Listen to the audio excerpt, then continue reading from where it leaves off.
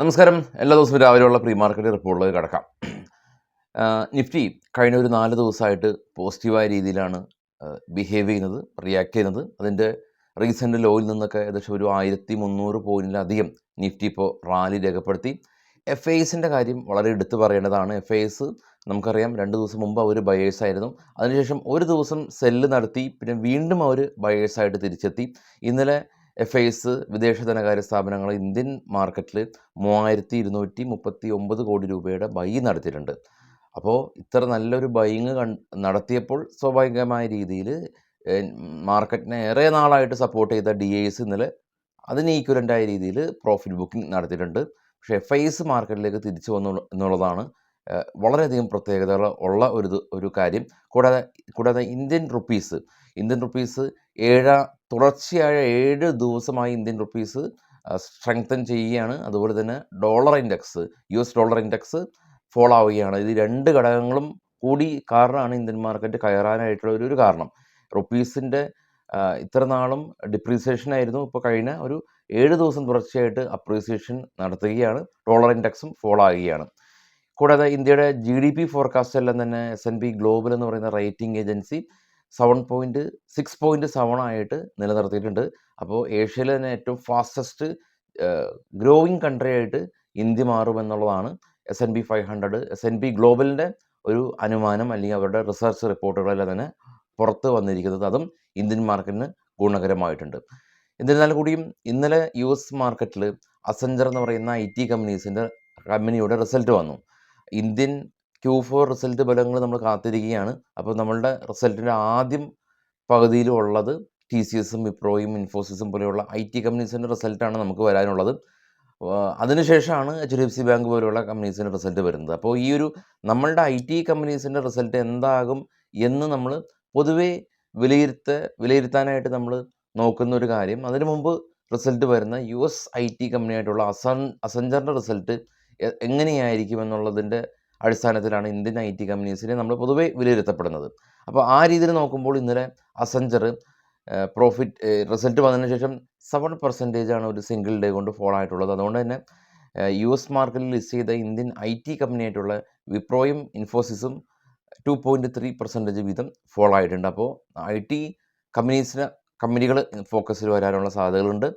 സ്റ്റോക്കുകളുടെ വാർത്തകളിലേക്ക് പോകാമെന്നതിന് മുമ്പ് വളരെ സിമ്പിളായിട്ട് ഓപ്ഷനെല്ലാം തന്നെ ചെയ്യുന്ന ആളുകൾക്ക് ഫാർ OTM ഹെഡ്ജ് ചെയ്യാനായിട്ടും അല്ലെങ്കിൽ ചുരുങ്ങിയ ചിലവിൽ ട്രേഡൊക്കെ ചെയ്യാൻ ഇന്ത്യയിലെ ലീഡിംഗ് ഡിസ്കൗണ്ട് ബ്രോക്കർ ടാറ്റ ഗ്രൂപ്പാണ് ഈ ഒരു ബ്രോക്കറിനെ സപ്പോർട്ട് ചെയ്യുന്നത്. അപ്സ്റ്റോക്ക് എല്ലാവർക്കും അറിയാം. അപ്പോൾ അപ്സ്റ്റോക്കിൻ്റെ അക്കൗണ്ട് ഓപ്പൺ ചെയ്യാൻ താല്പര്യമുള്ള ആളുകൾക്ക് ഫസ്റ്റ് കമൻറ്റിൽ ഞാൻ ലിങ്ക് പിൻ ചെയ്ത് വെച്ചിട്ടുണ്ട്. അപ്പോൾ അക്കൗണ്ട് ഓപ്പൺ ചെയ്യാനായിട്ട് ലിങ്ക് ഉപയോഗിക്കാം.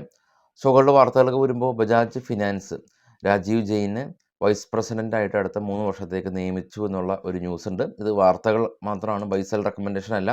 ഇനി ഹിൻഡൽകോ കമ്പനി 45,000 കോടി രൂപയാണ് അവരുടെ ഹൈ പ്രിസീഷ്യസ് എഞ്ചിനീയറിംഗ് പ്രൊഡക്റ്റുകൾ നിർമ്മിക്കാനായിട്ട് കമ്പനി സ്പെൻഡ് ചെയ്യുന്നത് എന്നുള്ള ഒരു ന്യൂസ് ഉണ്ട്.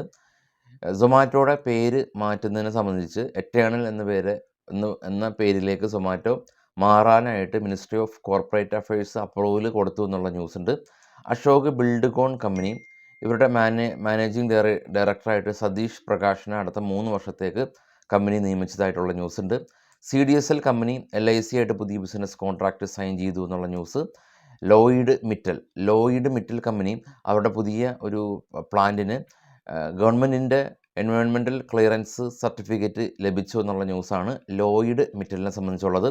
ജിയോ ഫിനാൻസ് കമ്പനി അലയൻസായിട്ട് അവരുടെ ഇന്ത്യയിലെ ജോയിൻറ്റ് വെഞ്ചർ പ്രൊജക്റ്റിന് കമ്പനി അംഗീകാരം കൊടുത്തു എന്നുള്ള ന്യൂസാണ് ഉള്ളത്. ജിയോ ഫിനാൻസ്. യുനിക്കം ലാബ് കമ്പനി അവരുടെ എക്സിസ്റ്റിംഗ് ലാബ് എല്ലാം തന്നെ അവർ എക്സ്പാൻഡ് ചെയ്യുകയാണ് എന്നുള്ള ന്യൂസ് ഉണ്ട്. ഇനി അടുത്തുള്ള ന്യൂസ് ഉള്ളത് CG പവറാണ്. CG പവർ കമ്പനി ഇവർ എയർ കൂൾ ബിസിനസ്സിലേക്ക് കമ്പനി കടന്നു വരികയാണെന്നുള്ള ന്യൂസാണ് CG പവറിനെ സംബന്ധിച്ചുള്ളത്.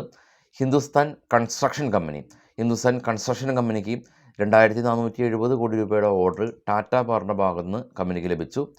ഇനി ടെമ്പോ ഗ്ലോബൽ ഇൻഡസ്ട്രീസ് കമ്പനി അവർക്ക് പുതിയ ഓർഡർ കിട്ടിയതായിട്ടുള്ള ന്യൂസ് ഉണ്ട്. ഇനി IT കമ്പനിയായിട്ടുള്ള TCS TCS കമ്പനി ഇവർ ഫ്രാൻസിലുള്ള ഫിനാൻഷ്യൽ കമ്പനിയായിട്ടുള്ള കുംബർലാൻഡ് എന്ന് പറഞ്ഞ കമ്പനിയായിട്ട് ഒരു പുതിയ ബിസിനസ് കോൺട്രാക്റ്റ് സൈൻ ചെയ്തു. TVS മോട്ടോഴ്സ് കമ്പനി 10 രൂപ ഡിവിഡൻഡ് പ്രഖ്യാപിച്ചു. Concor company, container corporation of India company, Concor company 10 റാക്കുകൾ 192 കോടി രൂപയുടെ 10 റാക്കുകൾ കമ്പനി ഓർഡർ കൊടുത്തു. കമ്പനിയുടെ കണ്ടെയ്നർ ഓപ്പറേഷൻ വികസിപ്പിക്കുന്നതിന് വേണ്ടിയിട്ടാണ് കമ്പനി ഓർഡർ കൊടുത്തത്. ഹീറോ മോട്ടോ കോർപ്പ് കമ്പനി 525 കോടി രൂപയാണ് ഇല്യൂറർ മോട്ടോഴ്സ് എന്ന് പറഞ്ഞ company Hero MotoCorp invest ചെയ്തിരിക്കുന്നത്. ഇലക്ട്രിക്കൽ 3 വീലർ ബിസിനസ് ചെയ്യുന്ന കമ്പനിയാണ് ഇല്യൂറർ മോട്ടോഴ്സ്. വൈകിട്ട് 7 മണിക്ക് പോസ്റ്റ് മാർക്കറ്റ് ന്യൂസായിട്ട് എത്താം. Thank you.